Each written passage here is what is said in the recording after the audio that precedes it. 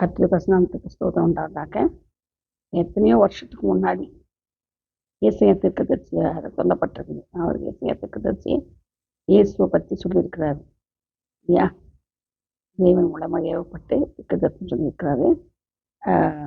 மத்தேயு மத்தேயு 2ஆம் அதிகாரமா, மத்தேயு 12ஆம் அதிகாரத்தில் ஏசாயா தீர்க்கதரிசி இயேசுவை பற்றி சொல்லியிருக்கிறாரு.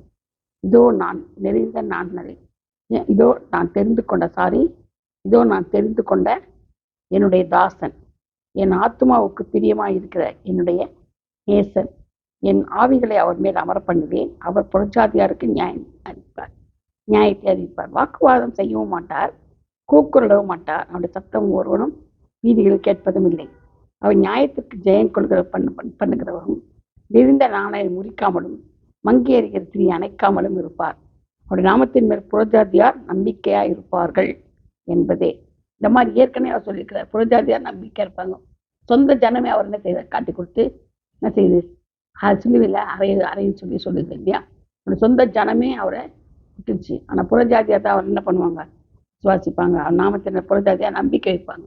அந்த புறஜாதியார் நம்ம தான் இஸ்ரவேலர். நம்பப்படுறதையும் காணப்படாதையும் நிச்சயமாக நம்ம இருக்கிறோம். அது மட்டும் இல்லை, கண்டு விசுவாசங்கள் காணாமல் விசுவாசிக்கணும் பாக்கியம். நம்ம ரொம்ப ரொம்ப பாக்கியம் செஞ்சவங்க. கர்த்தர் தாமே இந்த வார்த்தைகளை ஆசீர்வதிப்பாராக. ஆமென்.